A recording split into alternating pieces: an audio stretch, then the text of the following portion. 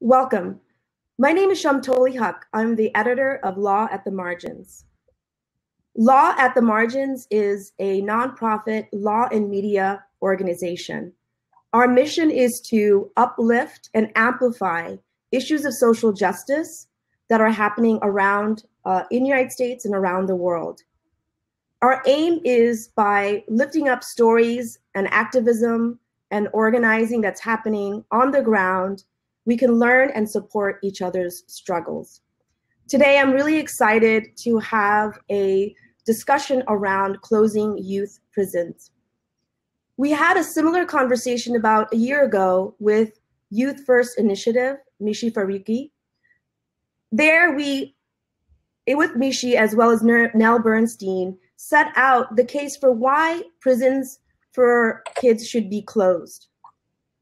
2 years later, we have brought together an amazing group of panelists to talk about some of the campaign lessons from closing prisons around the United States.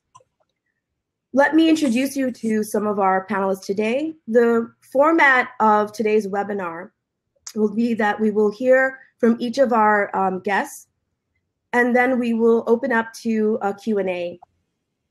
Because Law at the Margins audience are fellow activists and organizers, I know that those of you who are listening in are also experts in this field.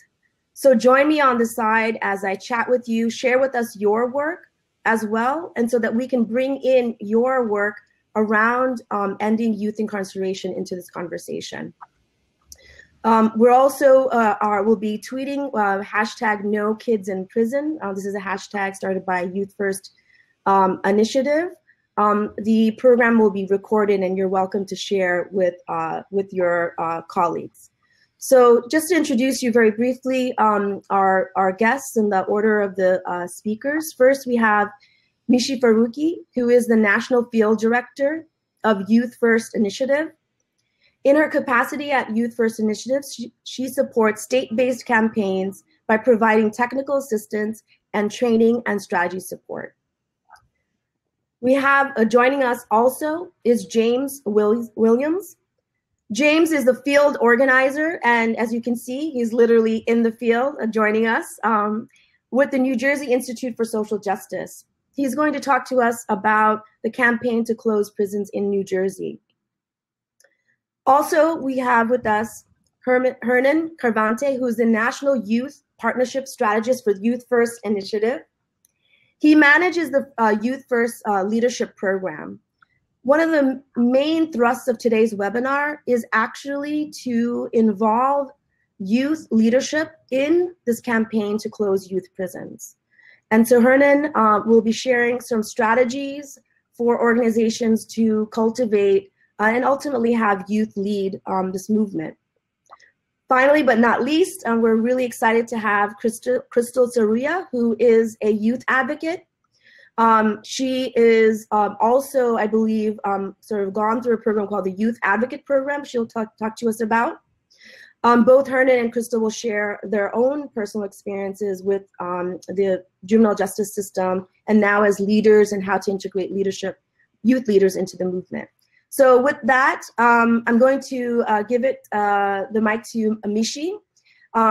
Join us on the chat side, and please let us know where you are joining us from, what organizations you're a part of, and Mishi. And so the topics that we're going to talk about are really going to be nuts and bolts. As I mentioned, if you're interested in the prior webinar of why their kids should not be in prison, we have already established that. Today, we're really going to get to the nuts and bolts of how do we achieve this, what are some lessons learned, and also some strategies regarding national and local collaboration. So with that, I'm going to invite Mishi to begin.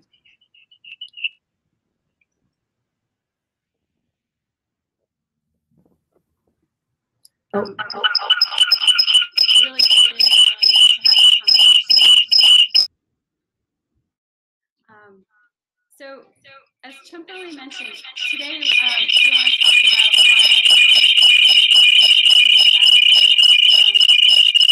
to talk about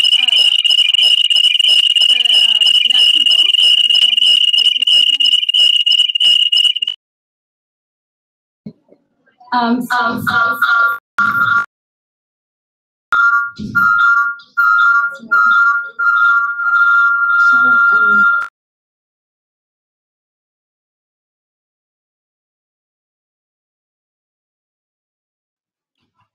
folks hear me okay?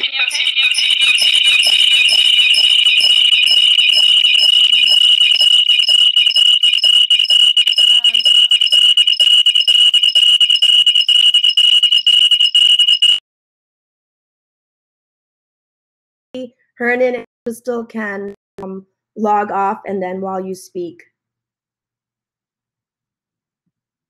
Yeah. So it may be that Hernan and Crystal, because they're in the same room, may create the feedback. Great. Go ahead.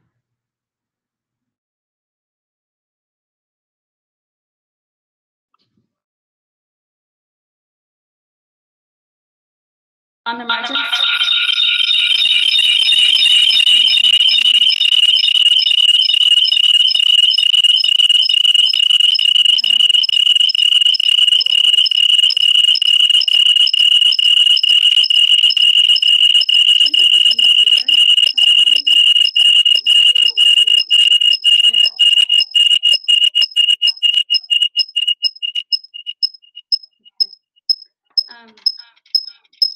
Sorry about all the technical problems.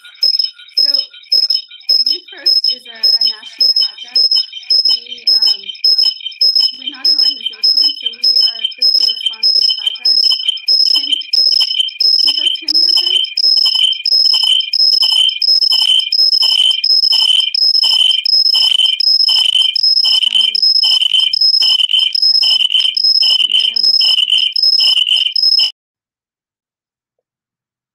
Okay.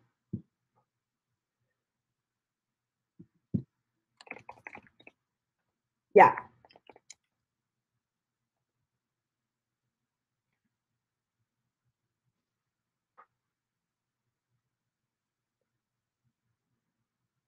Okay. Yeah. Great. So, sorry about the technical problems. So, first I want to thank Law on the Margins for hosting this webinar. As Chaumtoli mentioned, we had a webinar about 2 years ago when Youth First launched about our campaign to close youth prisons. And so I want to talk about what's happened in the 2 years since we launched and talk about some of the lessons learned over those 2 years. So just quickly, just a little bit about Youth First. So we're not an organization, we're a fiscally sponsored project, and our goal is to support people on the ground who are working on campaigns to close youth prisons. So we're not a national organization that goes in and works in states without partnering with the people who are already there. So our model is to really support the people who are on the ground and really build capacity and leadership in the states. So right now we're working with 5 states. We're working in New Jersey, Connecticut, Virginia, Kansas, and Wisconsin. And one of the reasons we picked those states is because particularly in New Jersey, Wisconsin, and Connecticut, those states have the highest racial disparities in the country in terms of youth incarceration. And we have 2 people who are helping lead the campaign in New Jersey who are going to talk about that work, James and Crystal. But New Jersey is the worst in terms of racial disparity. So youth of color, Black youth particularly, are 30 times more likely to be incarcerated than white youth. In Wisconsin, it's 15 times higher for Black youth than for white youth. And in Connecticut, the incarceration rate is 10 times higher. So we purposely pick states where there is really stacked disparities. And we believe that closing youth prisons really is a racial justice issue. So that's one of our main criteria when we identify places where we can partner. So our model is as I mentioned, is to support the work that's happening on the ground. And so we help the folks who are there identify who should be a part of a campaign to lead these efforts to close youth prisons. And a big part of the work, which we'll talk about more, is building the leadership of young people. And so Hernan and Crystal will be talking about that work. We also really focus on making sure that the campaigns are resourced. And so part of what we do is identifying national funding that can help, be willing to support the work on the ground. And so actually in June, we're going to be launching a state advocacy fund. And the fund is a pooled fund of national funders that are going to give grants to the state campaigns. And so it's to really provide that on-the-ground support, leadership, stipends for young people, for family members. And so that's a big priority, is to make sure that the groups who are leading the work are funded to do the work. Another thing that we do at Youth First is bring the state campaigns together so that they can learn from each other's experiences, share strategies. So for example, April, we are bringing together all the youth and adult leaders from the state campaigns to visit the community alternatives here in New York City. So New York is one of the places that's had really a lot of success with decarceration. New York State has closed 20 youth prisons and invested in a range of community-based alternatives. And these alternatives are really based and rooted in communities. And so we're bringing the folks from all the different states to see what's happening in New York, to talk to the folks who are running these alternatives and really sort of get a firsthand exposure to what these alternatives can look like. So just to touch a little bit on what's happening in each of the state campaigns. You're going to hear about New Jersey and their campaign. So I will leave that to James and Crystal to talk about. So the other campaigns we're working in is Connecticut, Kansas, and Virginia and Wisconsin. And I'm happy to report that in each of the states, there's been a lot around closing youth prisons in those states. So Connecticut, the governor has announced that they're going to close the Connecticut Juvenile Training School this July. So that's a huge, development. The legislature and the governor has agreed to sign that prison. But now it's really important that the money that's currently spent in running the Connecticut Juvenile Training School is reinvested into community-based programs. And so the campaign in Connecticut has really been focusing on building and lifting up the voices from the most affected communities about what the reinvestment should look like. So in Connecticut, the most impacted communities are Hartford, Bridgeport, New Haven, and Waterbury. And so the campaign has been doing a lot of outreach in those communities, and they have youth or young adults who are really leading that effort.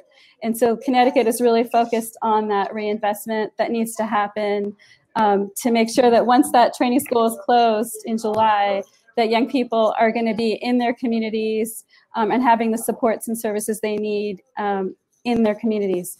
And so in Wisconsin, we've also seen progress. The governor in January announced that they're going to close the Lincoln Hills Youth Prison and the Copper Lake Youth Prison, and those two youth prisons are northern Wisconsin, pretty far from Milwaukee, and the majority of the kids being sent there are from Milwaukee. Over 2/3 of the young people being sent to Lincoln Hills and Copper Lake are from Milwaukee.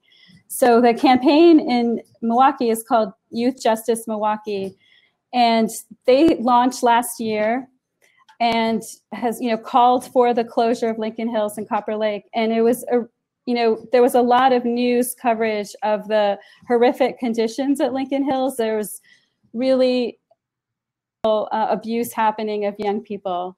And so there was a lawsuit filed around the overuse of solitary confinement and pepper spray and the lack of services and supports and the physical abuse of young people. So the governor announced that they're going to close Lincoln Hills, and this was largely because of the campaign in Milwaukee. Since they launched last year, they've really pushed hard for closure and involved community members and young people in the conversation around closing Lincoln Hills. So it was a really important victory. But one of the challenges that we've come across in all of our states is that as we get the political will for closure, often the governor and the legislature wants to replace these prisons with smaller, nicer, newer youth prisons that are closer to home, but still not located in the communities where the young people live. And they often believe that they still need to have prison-like facilities, even if they're supposedly going to be better than what it's replacing. And so the Youth Justice in Milwaukee campaign is really focusing on pushing back on the plan to replace Lincoln Hills with smaller facilities, and really push for investment into communities and really creating a strong continuum of alternatives. And so programs that really invest in young people, that connect them with positive relationships in their communities, provide sort of wraparound supports that work with their families. And those are the type of programs that Youth Justice Milwaukee is pushing for now. We've faced a similar challenge in Virginia. So last year, the governor closed the Beaumont Youth Prison. And that was a really important victory. And unfortunately now the proposal is to build 2 newer, smaller facilities to replace the large facility that they closed. And so the campaign in Virginia, it's called Rise for Youth, has been really fighting hard to stop the construction of these new facilities. And they've done amazing organizing work doing this. So for example, last year there was a plan to build in Chesapeake. And so they were able to, the campaign was able to connect with the folks who were fighting that prison, who, based on the not in my backyard arguments, like the NIMBY folks. And they invited them to a visioning session that they were organizing in Chesapeake. So the residents from Chesapeake were able to hear from young people who'd been in the system, family members who have young people in the system, and talk about their experiences and have a visioning session about what the system could look like. And that was really transformative, because then after going to the visioning session, the NIMBY residents stopped talking about, we don't want these criminals in our backyard, or, these dangerous people that could, coming into our community, but rather talking about, this is not what's good for young people, and we should be promoting effective alternatives to incarceration. So they changed their rhetoric through the relationships that the campaign was able to build with the community residents in Chesapeake. And so now there is a plan to still build new facilities, and Rise for Youth is still fighting those facilities. There's a new governor, and so now the campaign is reaching out directly to the governor, asking them not to build these 2 new facilities. And in the other state that we're working in, so New Jersey, we'll hear about sort of that challenge too, around making sure that most of the young people stay in their communities and community alternatives. So I want to make sure that there's enough time for the other speakers. So I'll stop here, and then happy to take your questions at the end. Great. Yeah, we can come back to this is just the initial laying the foundation. So I'd like to invite next James to share with us about the campaign there with the New Jersey Institute for Social Justice, and to also maybe share a little bit about your current campaign, as I understand, which is 150 Years is Enough, and just how much just the racism is embedded in the history in New Jersey. So just giving way to James. Thank you for joining.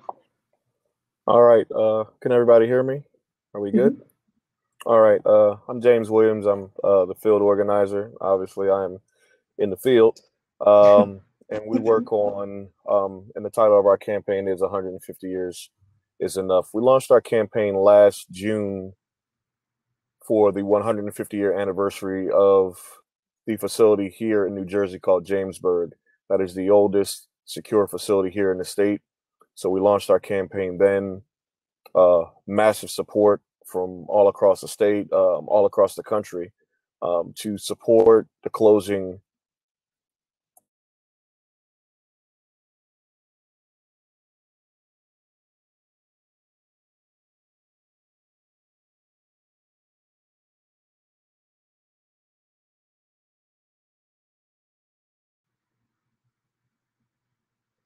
Hi, James, are you, because it may be that you've,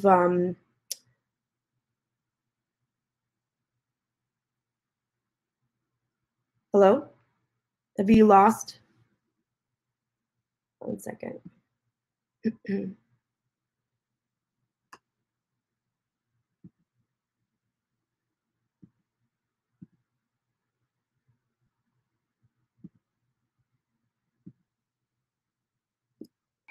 Hi, have you lost the video of James? Let me see if we can get him back on. Maybe while we wait. I know that Hernan is there with you, Mishi, so maybe let's see until we get James back on to the webinar. We'll come back to New Jersey and talk with Hernan about sort of the youth leadership work.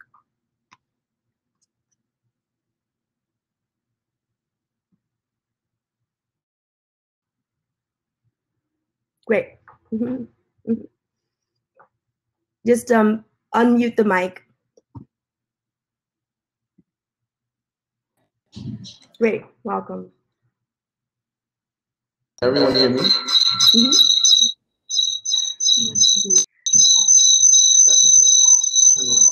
It's helpful if you had great.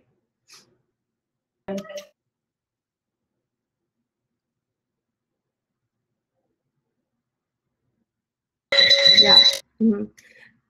It's helpful to have headsets. Yeah. Yeah.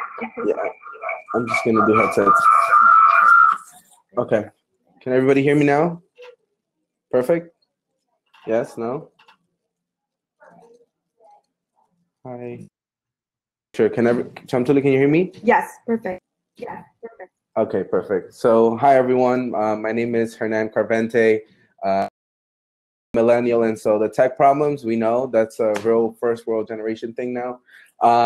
So I want to start off by just saying thank you to everyone who's on this webinar. I come to this work as a youth leader still. I'm 25 now, we'll be turning 26 this year, but I say that very explicitly because I've been in this work for now a little over 5 years and 9 months, and the months are very specific because that I've been out since I was incarcerated for 4 years. And so I went into the system at a very early age, at 16.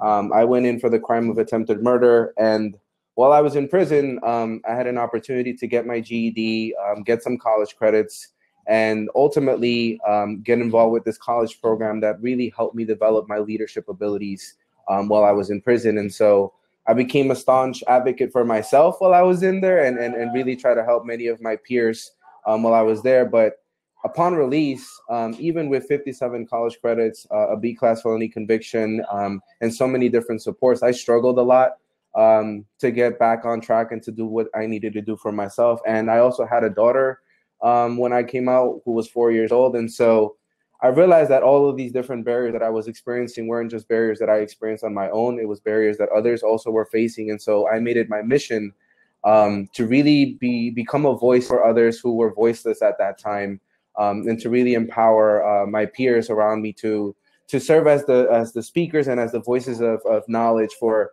policymakers, researchers, philanthropists, and others who invested their time in juvenile justice reform issues. And so I joined several boards over the last 5 years with foundations, the National Academies of Science, which is a research institution at the state and local level. And during the time that I joined these different boards, I was, for a period of time, the one young person who was on these boards talking on behalf of millions of other young people who've gone through the juvenile justice system. And so I realized very early on that I didn't want to become the only voice for youth, and that I wanted to make sure that other young people like myself had an opportunity to really share their experiences, but also point out the different flaws in the system. And so youth leadership became an important topic for me. Prior to me working at Youth First, I worked at the Bureau Institute of Justice. And much of my work there was really trying to cultivate youth leadership within facility-based settings. And I realized there that there was so much potential for young people, even those who were currently in prison, to really push for specific policy changes that they need in order for their families to feel more comfortable, in order for them to get the services that they need. And then about 6 months ago, I said, you know, I need to shift my thinking and where I need to go next. And so I met all of the amazing staff at Youth First and thought about, we started talking about, Okay. hey, James. Okay. James. Mr. Hernan, so, okay, go ahead. Okay, cool. So as I was saying, so part of my work at Youth First 6 months ago started off with this idea that we wanted to make sure that our campaigns really focused on the leadership potential of young people, and really made sure that we had young people at the table, but more than just at the table, but really helping the campaigns to come up with strategies and decisions around how those campaigns were going to be targeting the closure of youth prisons in those particular states. And so ever since I started my position, I've met, you know, amazing young people in our 5 states, with Mishi went over already, Crystal being one of the few that I've had the pleasure of working with more regularly. And as I said earlier, you know, my job really is to make sure that these campaigns are working together with young people to ensure that they are at the forefront of these issues, and really making sure that their voices are not just tokens for conversations, and then they're not just being put up on a pedestal to, you know, make themselves look good, but to really give young people the leadership skills and the tools that they need in order for them to be effective leaders, and really helping the adults too. Oftentimes, the challenges that I've seen in just being a part of so many youth leader boards is that adults oftentimes are afraid of giving their power up to young people, or sometimes they struggle with this concept of working with a young person who might still be experiencing many of the issues that they're currently advocating for, right? And so part of the struggle with engaging young people is this need for us to really reframe our thinking, right? That young people are not just recipients of services, right? They're also partners, they're thought leaders, they're people who've experienced the system firsthand. And we know exactly what we need. And sometimes all that people need to do is ask. And so for all of you that are doing this particular work, whether it's to close a youth prison, to change a particular policy, create a research agenda, I think it's important for you to begin to start thinking about how young people are engaged in those conversations. And it's not easy. I want to say that from the outright.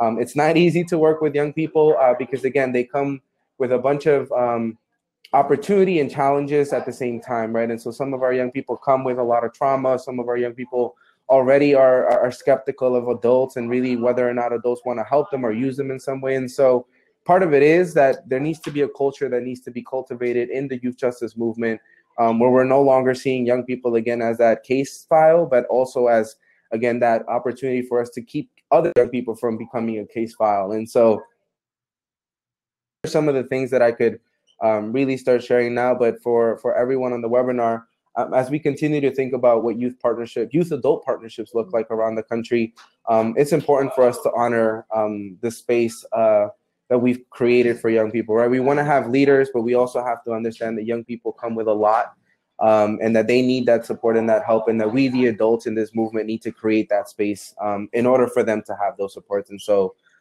with that, I'll hand it over to the next speaker, and hopefully I get some questions. So we were thinking that maybe since Crystal is there, we can, we are focusing on how to integrate young people into the into this work in a meaningful way, not in sort of a tokenized way. So so maybe we can sort of do that, and then we'll come back to James to hear about the New Jersey campaign, if that's okay. So Crystal, talk a little about your work, and then also kind of what are some challenges of organizations to integrate youth leaders, some do's and don'ts. Okay, thank you. And I appreciate, you guys all watching and coming and having me on the webinar. So I currently work for an organization, a nonprofit organization called the Youth Advocate Program. It's actually a community alternative to youth being incarcerated. So I've been working for them for about 6 years now, when I was still involved in the child welfare system myself. So I am a multi-system youth. I grew up in the foster care system, and I had some involvement in the juvenile justice system as an adolescent. So that's why I'm really attracted to this work. So the Youth Advocate Program has partnered with the New Jersey Institute for Social Justice, as well as Youth First. And we've actually collaborated, and I have become their lead trainer in their youth leadership program. So I trained 2 cohorts in New Jersey so far, and we trained one in Newark as well as in New Brunswick. And James is going to be leading the role down in Camden. And what we really did was we recruited youth who are either impacted by the system or knew that there had to be a change. And we did an 8-week youth leadership training program that the youth got paid. And the training sessions really were around building their advocacy skills as well as their media capability. We spoke to them about legislative work and how we did kind of like mock interviews, like mock legislative work to really be able to prepare them to be at the forefront of the campaign. Youth voices are really important. I said it today, and I really think that it's true.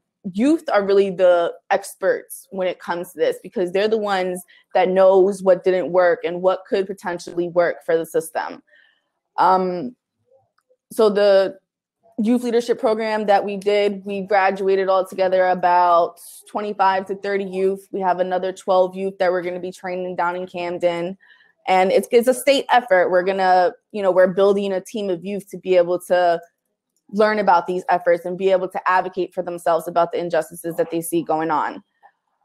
A little bit about what I've been doing with Youth First. I am part of their youth leadership program as well. So it's myself as well as 2 other youth leaders from my state that engage in monthly phone calls and activities with the other 4 states that Youth First is working with. And we really exchange knowledge and information and really try to be an empowerment for each other to be able to really stay on board and be collaborative on what we're working with, right? Because we don't know it all, and other states are going through similar things that we are. So we really try to be able to share experiences in certain situations as much as possible so that we could pick each other's brain. I actually just came, that thought actually made me think about where I had just came from. I had actually just came from a Soros Fellowship interview. I actually applied and did like my own proposal in order to close down the juvenile detention centers in the state of New Jersey. So we're currently working on the youth prisons, but I'm really trying to focus on just before we even get there, right? So I've actually did that interview today. It actually went really well, and I know my hands are moving, so I'm over here hitting stuff. I apologize for that.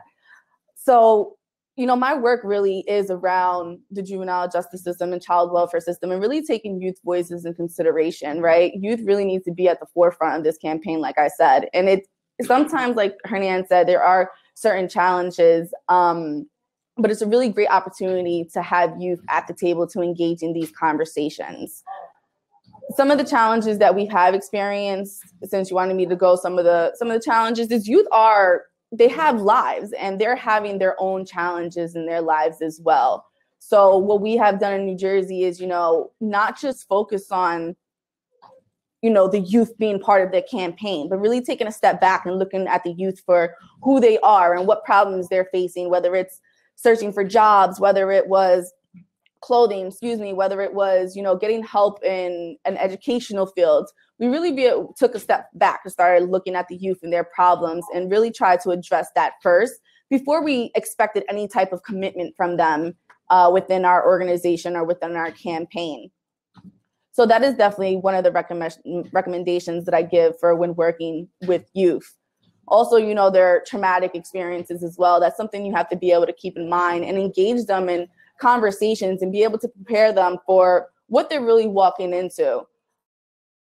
Like Hernan said, the majority are adult-led. So we're really trying to integrate youth in these conversations, but they have to be prepared to be able to do so, right? Because when they walk into a room of all adults in suits and briefcases and they weren't prepared for it, we really put youth in a really space where it could further traumatize them. So that's another recommendation that I give. Always let your youth know what you're walking into, and maybe do mock interviews with them, you know, talk to them about certain conversations that might come up so that they're fully prepared to be able to engage in the conversation like the adult alumni there. I was trying to think what else. So James is going to tell you a little bit more about what New Jersey is doing. I really focus on the youth portion in the campaign in the New Jersey Institute for Social Justice. So I look forward to any questions that you guys have. Thank you. Still, I think one of Law at the Margins' mission is to center those who are most impacted on the social justice. So it was very much important both for us in terms of our mission to center youth voices. So thank you. I want to invite James to talk about the New Jersey campaign. While we hear from James, post your questions, comments, or if there are other topics you'd like us to sort of focus on in the chat box. So at this point, I'd like to invite James to share with us about the New Jersey work. All right, I'm back. This field work is so. We talked about the campaign we launched last year.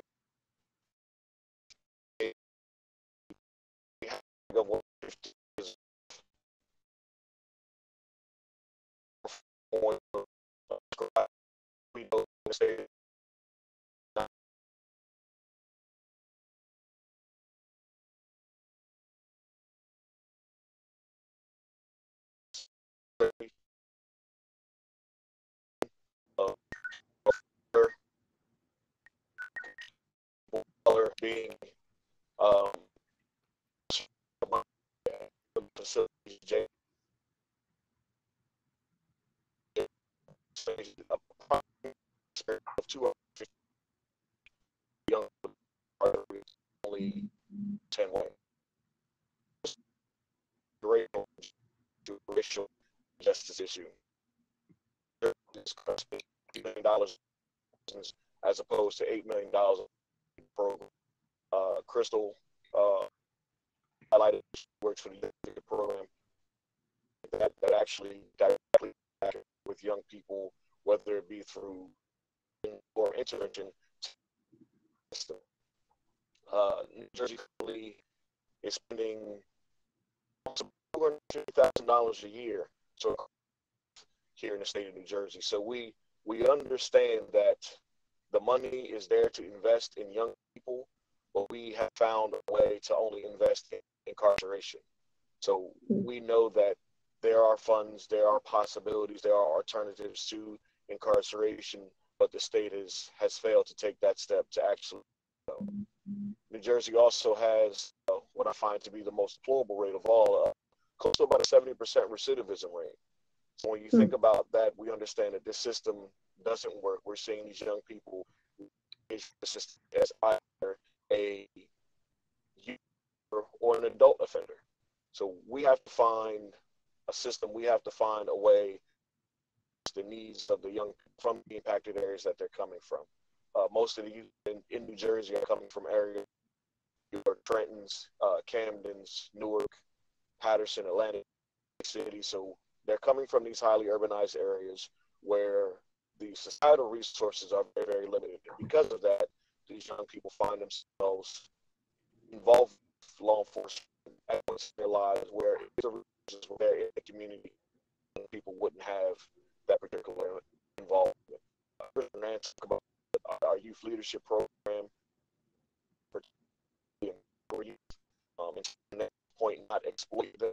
We give them a forum, we give them a platform in which they can talk about concerns, talk about the needs, to improve within society today. Our goal is to create a system, somewhat of of care, these services around not only the young people, the families, in a way where we can actually allow them to thrive, allow them to be. Ultimately, the state and society, the community pretty much has forgotten about it. These communities are often stricken, and they don't have the type of resources that you see in some of the suburban areas, not a stone throw away. So if we can get resources, we can stop seeing communities throw as gotten areas, then these young people can actually be successful. With those goals, in January of this year, former Governor Christie announced the closure of Pittsburgh.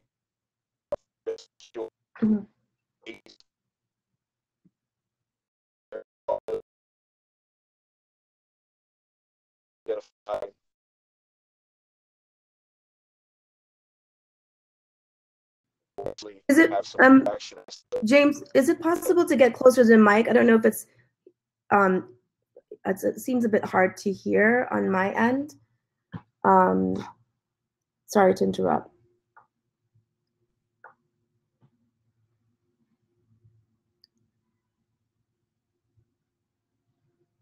Hello? Hello? Yeah, go ahead. Yeah, just if you could speak maybe a little bit louder or closer to the mic of your device. Sometimes your voice sort of trails in and out. Okay. Yeah, go ahead. Not exactly sure what part was missed at this point. I'm really sorry about the technical issues. That's fine. I'm just literally on the road today. We know you're a field organizer, so don't worry about that. We'll work around you. So I just wanted to make sure that we were able to hear you. Are you okay? So okay? Just yeah.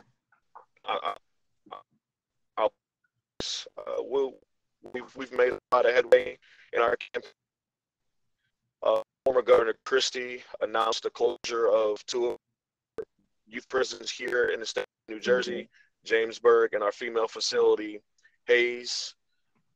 We're actively looking to work with our current Governor Murphy to work out the logistics through the legislative channels of how that closure will look and how we can ensure that those funds that are currently being used on youth incarceration stay within that, actually are diverted to a community-based system of care. I can't reiterate enough of what Hernan and Crystal are doing, how they identified that youth have such a powerful voice in this particular space. We look to empower the youth to be a part of the campaign and not exploit them. I think they are the true stakeholders in this. They are the true victims in it. Identify. I do see this system as something that was purposeful in place. This was accidental that we see much higher rates of people of color that are incarcerated than their white counterparts. So in that regard, this system is working exactly how it was designed to incarcerate young men and young women of color at a massive rate. So I continue to look forward to the work that we have here in the state of New Jersey and to work with You First and our other national partners so that we can do away with the system that we identified doesn't work. Great. Maybe there are some questions about one around youth restorative justice in schools. I don't know if who would want to address that. And a couple of comments about the concern that once you do close a youth prison, that it then gets either reopened, and Mishi, you've talked about that already, but then also sometimes it gets reopened as an adult prison. So we're sort of,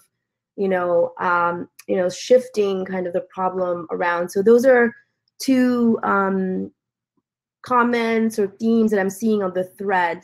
So the restorative justice in schools, I don't know who would want to address that question from Karen Dolan. Are there movements in restorative justice in schools in what's in New Jersey?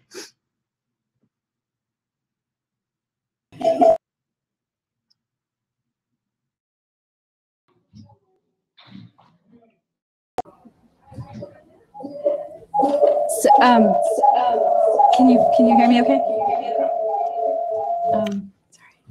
So I'm not familiar with the restorative justice programs in New Jersey, but the James might be able to speak to that if he is able to. But the issue of, you know, looking at the front end of the system and addressing the school to prison pipeline and making sure that young people aren't entering the juvenile justice system, the youth justice system through schools, and, you know, the overuse of arrest and punitive discipline policies is definitely something that each of the state campaigns that we partnered with are working on as well. So all of the campaigns that we work with, in addition to, you know, having specific campaigns around closing the youth prisons in their state, are also working on school to prison pipeline issues and making sure that there is investment in restorative justice, in other, you know, positive behavior supports in schools as an alternative to suspensions and arrests. And when we talk about community reinvestment, we're trying to make sure that we're talking about it more broadly. So when we're talking about reinvesting the money that's used on youth incarceration, that to make sure that that money is not just going for young people who are currently involved in the justice system, you know, not just used for like intervention and alternatives to incarceration programs for system involved youth, but that money also goes to programs that keep young people out of the system, and, you know, programs like restorative justice and diversion and alternatives to court.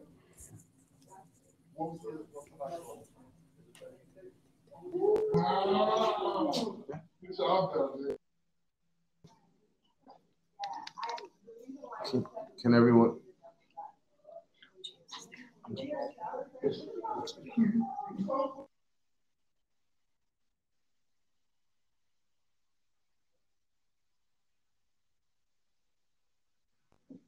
Yep. Hello? Does anyone? Yeah, go ahead. Okay. Oh, okay. So, in New Jersey, as Mishi stated, we are actively working with school boards and educators all across the state to identify best practices to minimize that school to prison pipeline, identifying ways that school resource officers, guidance counselors, principals, anybody that's involved in that direct contact that could eventually have a young person incarcerated, identifying the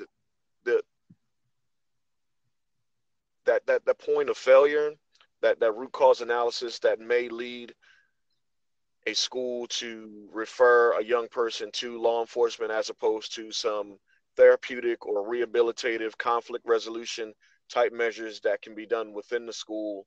So we're actively working with school boards to find the best way to articulate that on a statewide level.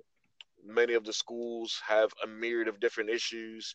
New Jersey has a high rate of what we see now of inclusion of charter schools. We have private schools and we have public schools. So identifying a best practice that can be utilized and a mechanism that can be given to all these different types of institutions is one that is going to take some time, but we have engaged with these school systems about the ways that we can help to cultivate a environment of care as opposed to incarceration. Once again, we're finding that more and more of these young people are coming from the highly urban areas here in New Jersey. So working with these school systems to utilize other means as opposed to school resource officers and law enforcement, it's a painstaking task, but it's one that we've already engaged in. Great. So encourage folks to post questions on the chat side, and if we don't see questions, we'll slowly sort of widen down the webinar. But I wanted to get some of the themes for today that we wanted to talk about. Was youth leadership, but the challenges or some takeaways as folks who are beginning to maybe embark on a campaign. I think those kinds of nuts and bolts sort of lessons learned would be really helpful. James mentioned earlier that in a prior campaign failed or wasn't successful, and I really appreciate your honesty around that. And sometimes it's hard for us, especially in a world of deliverables and outcomes and funding, where we have to show that everything we're doing is working and we figured it out. But I think we do need to sort of step back and figure out what are some challenges. So I don't know if maybe we can go in the order of the speakers, or Mishi, Hernan, and then James. Sure. So yeah. I think when you're in the same room, nuts and bolts and lessons learned. I also wanted to point people out to 2 resources that could be helpful. So if people are interested in launching campaigns to close youth prisons in their states, Youth First just released a toolkit. It's called Ready to Launch. Yes. So it really kind of goes into the nuts and bolts and the steps in launching a campaign in your state to close youth prisons. And so it's a pretty comprehensive document, and it's on our website.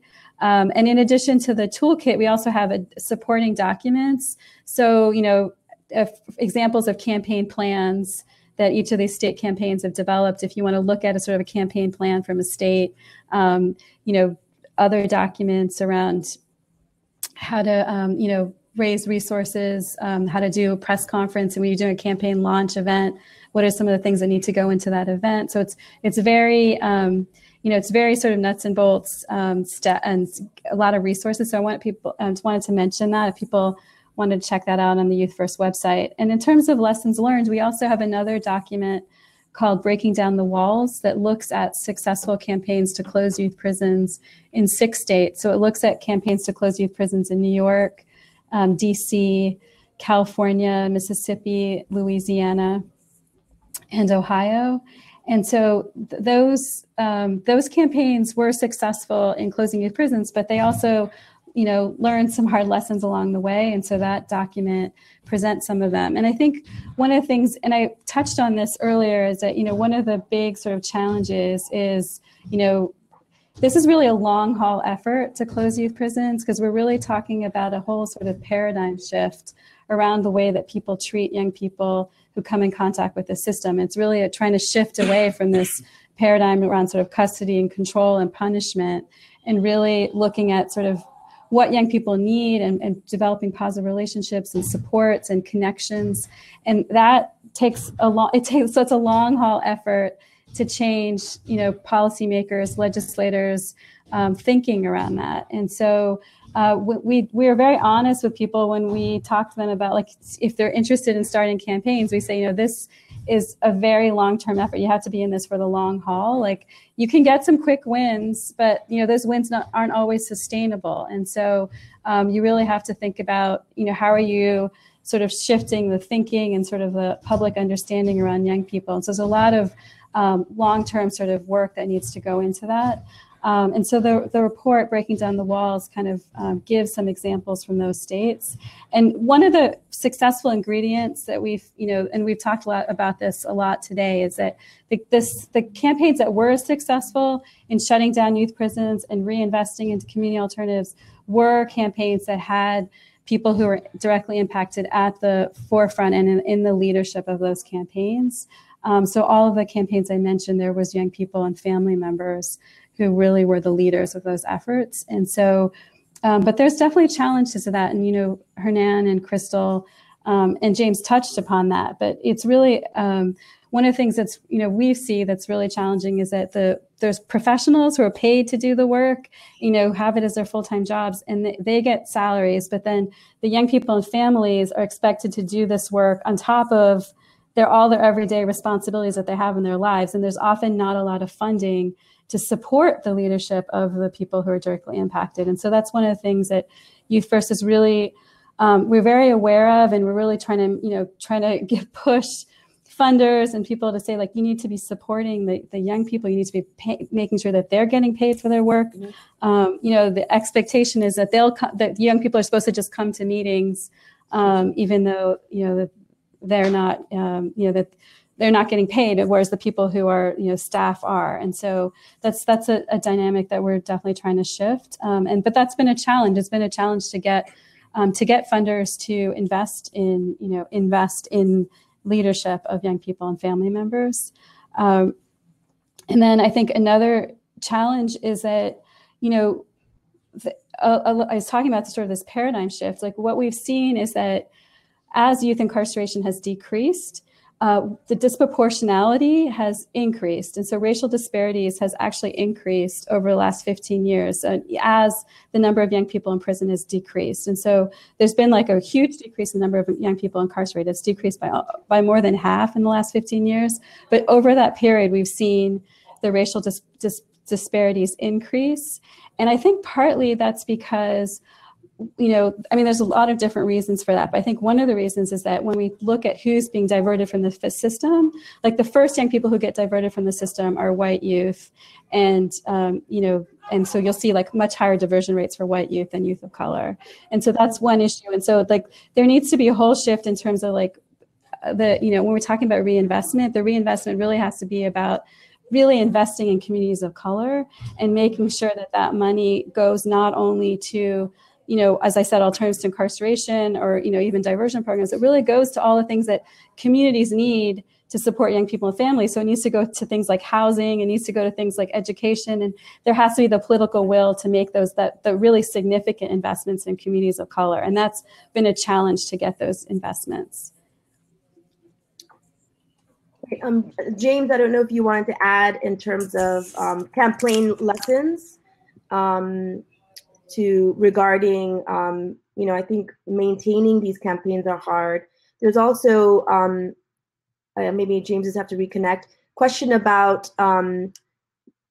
providing support to youth leaders from Jerry Thomas about that centers around them. I think Crystal talked about training, mock interviews, certain strategies, but maybe if you can elaborate a little bit more about how do you provide the support to youth leaders. And I think I just want to underscore Mishi's point about also changing the mindset that folks who are impacted by these laws or policies that we're changing oftentimes are expected to volunteer or presented as the, you know, exhibit A, the victim, and then there's the other people who do the policy. And I think for Law at the Margins, we're really much invested in organizations that value and center those who are impacted by the policies to actually articulate what the issues are. So Hernan or Crystal, maybe you can talk a little bit more detail. And then we'll start to kind of slowly wind down. I know there's lots of things to be discussed, but if we get James back, we'll hear from him, but maybe youth integration. All right, can you hear me? Yeah. Okay. I love the shared. So one of the things that, and Crystal brought up the youth leadership program in New Jersey, and part of that program actually used a curriculum called Each One Teach One, which is a curriculum that actually Mishi at some point developed in partnership with young people here in New York City.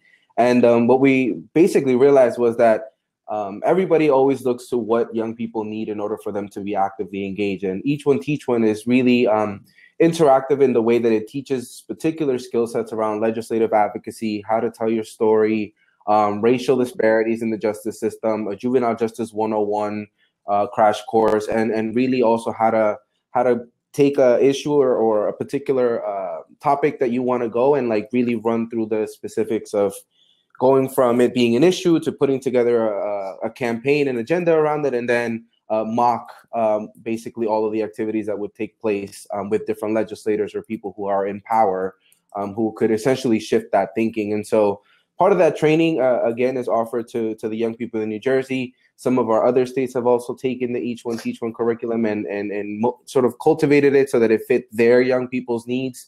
I think one of the things that I've noticed and realized in doing this work is that everybody gets so hung up in putting together a how-to guide on how to engage young people. And truth be told, so many organizations have done so much really dope work around this particular area. And what I've come to realize is that there's really no need for anybody else to keep developing how-to guides, but really to put together resources that already exist. And some of those are the resources that I've been able to tap into over the course of, having been involved in this work for 5 years. And it's work that, again, rather than trying to build something new, there are so many organizations that you could just bring on board either for 2 days, 1 day, so they could offer a training specifically for young people. And that's essentially what we've tried to do, right? Really tap into the resources that exist in the states that we're working with, and also some of the national partners that have already done this work for several years. And I think part of the thinking is as well that when we are engaging young people, part of it is that we need to have a conversation with the adults very early on, right? Even in our campaigns now, some of our campaigns started off with young people being engaged, and others later now have young people that are now jumping on board. And there needs to be a really intentional culture shift and intentional conversations where we tell adults that if you want to engage young people, then you need to be open to the energy and feedback that you're going to get from young people. If there's one thing that I recall at a conference that I attended several years back, is that young people know how to make people feel uncomfortable. That's what we do best. Because we're going to come at issues raw. We don't oftentimes have the policy language, the fiscal language, all of these different jargon and lingo that some of the system providers use. Young people don't always have that. We're going to tell it like it is because it's just the way that it is. Injustice can't be told in any other way than by the truth. And so I think, Jerry, you asked that particular question, but the supports that we offer are very much on a case by case. And some of our young people are very intentional on requesting the kind of trainings that they need. And I think that's where the partnership is formed, right? We say, what do you need? You tell us, and our job at Youth First and our different campaigns is to make sure that we offer them the things that will help them become successful advocates. And Krista, I don't know if you have other thoughts. Yeah, I had a couple other thoughts.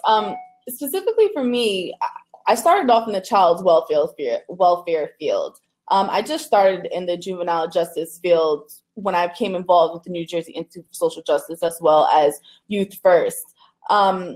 So really, I think what helped me was being able to develop a relationship with people like Hernan and Rita, which is my contact person at the New Jersey Institute for Social Justice. Because that's what really started to make me come back, was the people that I met, right? Was the people that I started to feel comfortable around, and that I knew that they looked at me as a person and not just, a toolkit or youth that was in the system, but, they looked at me as a expertise due to my personal and professional experience. Another thing that I could say from experience and from being like a new leader in this kind of field is it took me a while to get comfortable in a room full of adults because this was new to me. But what helped me really was those conversations, those prepping conversations, doing it over and over, being invited to more conferences. It wasn't just because I told Hernan, like, oh my God, I had anxiety the first time they stopped inviting me. No, it was like, all right, well, you had anxiety the first time, maybe you'll have a little bit less anxiety the next time. So as I continued to keep going to different conferences, I felt a little bit more comfortable in the space that I was in. I started to learn a little bit more, the language and the lingo that people use, but it's just about exposing you to that kind of environment and not expecting them to get it like this, but giving them the opportunity to be able to really learn.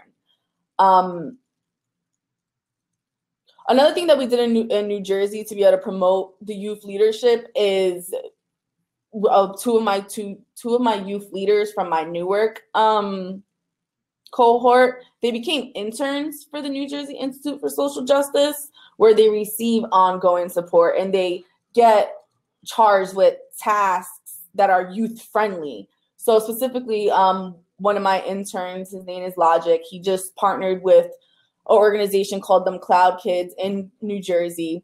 And it was a partnership where they used art and singing and dancing to be able to really talk about their experiences, whether if it was in juvenile justice system or whether it was life in general. And a lot of youth came out. I told Rita, I said, this is one of the first events that there's more youth here than adults. There was maybe like 2 or 3 adults with a room full of, adolescents and young adults. So it was really valuable to be able to see and be able to experience that. And that's, it continues to drive my motivation to be able to keep doing this kind of work. Great. So we unfortunately may have lost Jay, but maybe what we can do in winding down, I'm going to integrate a question about how do you use research and in your campaigns, but how could we collectively, not just Law at the Margins, but collectively support your work? What are the ways in which we can be supportive? I'm thinking about, for Law at the Margins, we host these webinars. We do sort of bring these conversations to other activists who may not necessarily be in your specific field. So they're mindful of these kind of conversations. And to be honest, Crystal and her, everything you mentioned are similar in my own work with undocumented immigrant communities, right? Is that that oftentimes people use language that are inaccessible when in fact make them feel alienated from the experience that they have. So anyway, that's just another webinar probably, but so there's a lot of resonance. So how could we support you in the work that you're doing? And then maybe sort of, and then priming the last question is really sort of last words, thoughts that you wanted us to leave with. But let's start with the support question. I don't know if Mishi wants to start. Oh, I think Hernan's going to go first.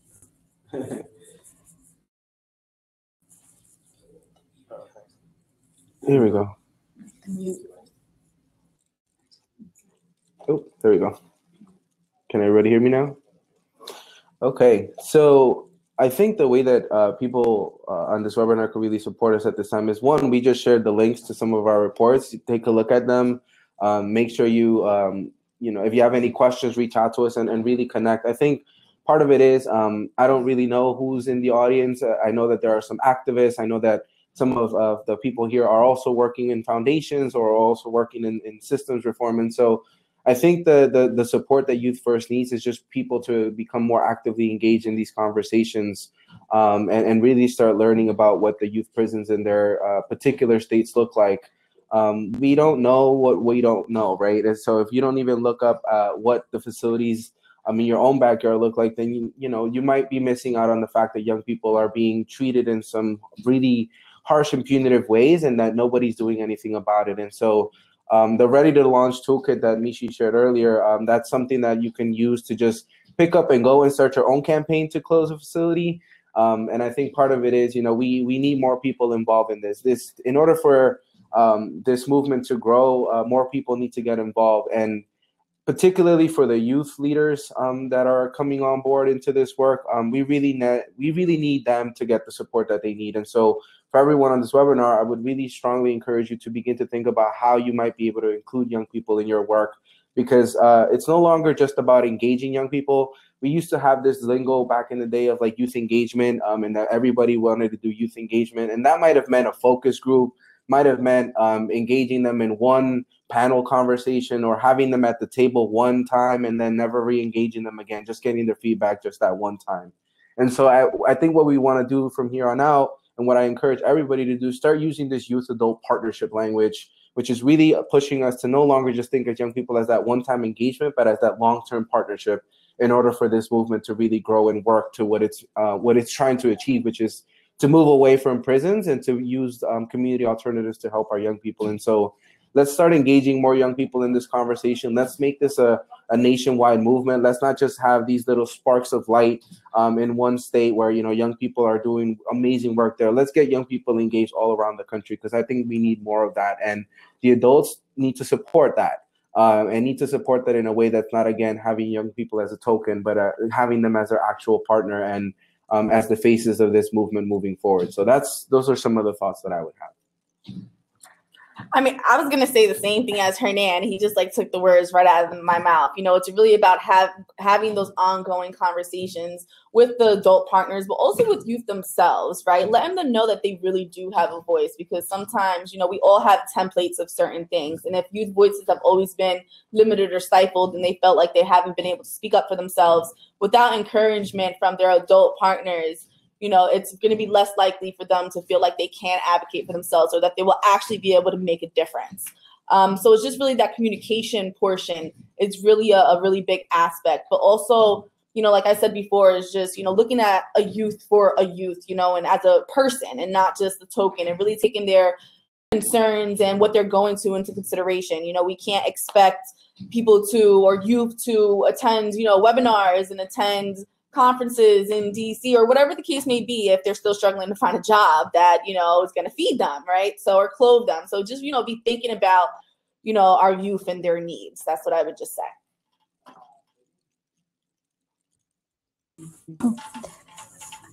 Can folks hear me? Yeah, I agree with everything that Hernan and Crystal said. And, you know, I also just want to, if people are interested in, if they're in states where there aren't campaigns to close youth prisons, they should feel free to, you know, we have the toolkit, but we know that that it's, you know, it is a pretty big lift to start a prison in their state. And so we definitely, even if we aren't able to partner closely with you in your states, we definitely want to be there as a resource to kind of share what, you know, what's happening in the other states. So to please, I just want to tell people to please feel free to reach out to us. Because we definitely, you know, as Hernan said, we definitely feel like this is a movement. You know, and it's something like there's work happening all around the country. I think, you know, people might have seen the pictures from Seattle a few days ago. There's protesters actually putting their bodies in front of bulldozers trying to stop the construction of a new youth jail in Seattle. So there is a lot of work happening around the country on this, and we definitely would love to connect with folks around it. So please feel free to reach out if you are already involved in something in your state, or if you're interested in getting involved in your state. Wind down. Any last words, and then we'll last words or thoughts, and then I'll just sort of close out the webinar. I guess last word. Do you want to say that? Mm-hmm. Go ahead. One of my last thoughts that I was going to mention before, I saw that there was one or two people from New Jersey. If there's anybody from New Jersey on the webinar that wants to get connected, feel free to reach out to me, or, you know, drop a comment and I will definitely reach out to you. We're always looking to partnering with different organizations, with, you know, families, youth, just anybody that really wants to be able to work on the movement with us. So that was just one of my last thoughts that I wanted to share. My parting words, I think Crystal touched on this. I think we all touched on this in some way, but to remember young people as being whole. But when I say remember that, I'm gonna give a personal example, which is about 2 years ago, I was quite literally going through a mental health crisis. And I couldn't speak to anyone in the movement about it. And yet I was speaking on panels, going all over the country doing this work. And I was still a young person, except that I was on a national platform advocating for young people, and I didn't feel that I had the space to be able to be vulnerable and to go through that healing process that I should have gone through when I was released. And so I just want to remind everyone on this webinar and re-emphasize that very strongly towards the end, that young people come with a lot of baggage, and some of that baggage they still carry beyond their time of incarceration. And as we're doing this work and we have young people engaged in leadership positions, you know, we want to make sure we offer that space for them to really be whole and to be present in the work in ways that are not, again, causing them further harm, but also not creating a space where someone like me at some point was, diagnosed now recently with anxiety, depression, and these are things that people aren't comfortable sharing out loud, but I'm sharing it out loud because, again, some of our young people, as a result of having involved in the justice system, have these things and sometimes don't have the support. And so we need to cultivate leadership spaces where that is very much something that we work with and work through and help our young people help through offering those space and having these more ongoing conversations. So that might be another webinar to talk about that at greater length, but I just wanted to say that at the end for everybody to hear as well. So thank you, everyone. We actually did a webinar on that. It's called Community Care. and also advocating for folks with trauma. And I'll send you that, but I think that that's integral to the work, and I'm glad you mentioned that. So Mishi, last sort of words or takeaways, and then I'm gonna close out with some thanks and some kind of next steps. I just did something. Okay. Yeah. Can you hear me? Mm-hmm. Okay. Yeah, I mean, we've talked about this already, but you know, one of the things that we found one of the challenges we found in some state campaigns is people have been scared to talk about this as a racial justice issue. Like they sometimes think like legislators don't want to hear about race, they don't want to hear about the racial disparities. But we really want to, you know, at Youth First, we really believe that it's important to look at this work through a racial justice lens and to raise up racial justice as the most important reason for closing youth prisons and investing in communities. So I wanted to just mention one last resource that we have. It's a short film that Youth First recently released called Jim Crow Juvenile Justice that looks at the history of youth incarceration, like, you know, going back to when the youth prison model was first created in the 1800s. You know, when slavery was still legal, and the film looks at the legacy of slavery and racial oppression in the U.S. and the connections with youth prisons. So we put that out there because we think it's really just the most important reason why we need to shut down youth prisons. And so I just wanted to mention that resource, and, you know, to really lift up racial justice when we're talking about closing youth prisons. You know, we face that challenge all the time where people sometimes, you know, think that we shouldn't talk about race. So I just wanted to mention that. And I think, you know, just want to reiterate the points that Crystal and Hernan said about really thinking about how we support youth leadership, and not just like supporting young people to become spokespeople and leaders, but also like how do we make sure that, and you know, we're also helping them meet their personal goals and addressing sort of whatever personal challenges they have in their lives as we you know, partner with them in the work. So I'll end there. Great. Thank you so much. I feel like we could go for longer. But so I want to, first of all, give a lot of thanks to Youth First Initiative. 2 years ago, when I learned about the model of its work, not sort of being a national group, you know, taking all the funding and just sort of swooping in and being the quote unquote sort of national savior. This is my editorializing.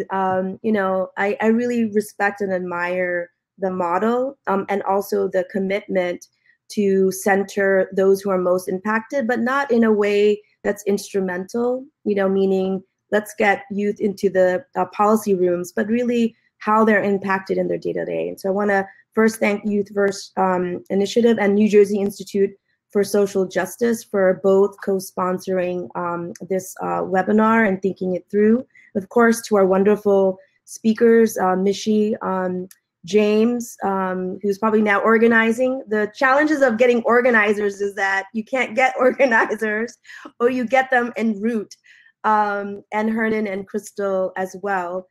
So thanks to you all for joining. I also want to just mention a couple of things that are upcoming with Law at the Margins. Our commitment is really to have this platform facilitate these kinds of conversation. And so we will follow up with everyone's permission, just an email connecting everyone so that we can share our respective, you know, resources. I think my own experience over the years of social justice work is we're sort of in our little silos, but there's a lot of lessons to be learned from each other. And there's a lot of cross issues. And so Law at the Margins see us as a space for your work, to be able to see this as your platform as well. That's why we kind of created it. I want to give a shout out to Albert Garcia, who's always behind the scenes. I know because he's muting on and off my mic. He's our interactive producer and has been really kind of at the forefront of getting the technology for us to be in multiple states And yes, there's some challenges, but to connect us all, I think that's really a wonderful thing. Please support groups like Youth First and other organizations. I know Youth First is doing a pooled fund so that young people can attend or deal with direct needs. So, we always give to bigger organizations. Law at the Margins always encourages folks to donate to organizations that actually have the least resources. And then I want to just let everyone know that next week, because we think storytelling is most important to advocacy, Law at the Margins is going to be launching what we call a community-based newsroom. In that community-based newsroom, we will curate articles and stories from folks who are directly impacted by our legal system, and we want to uplift their stories and center their stories as leaders in the advocacy. We're going to start with the series on women incarcerated in Florida, and so kind of keep your eye out for that. If you yourself are working on issues where you are directly impacted, our journalists will basically work with you to kind of pitch your story, kind of to Crystal's model, really, of making sure that we create the space for folks to kind of emerge is really important for us as Law at the Margin. So check that out, the community-based newsroom that will be next week. And then that's about it. And thank you so much for all of you. Everyone that's been on this webinar, I can see from your introductions, are grounded in this work. And I'm deeply, deeply thankful to each of you. Just because we're not seeing you on the screen doesn't mean we don't see you. So with that, I really want to thank everyone and have a great afternoon.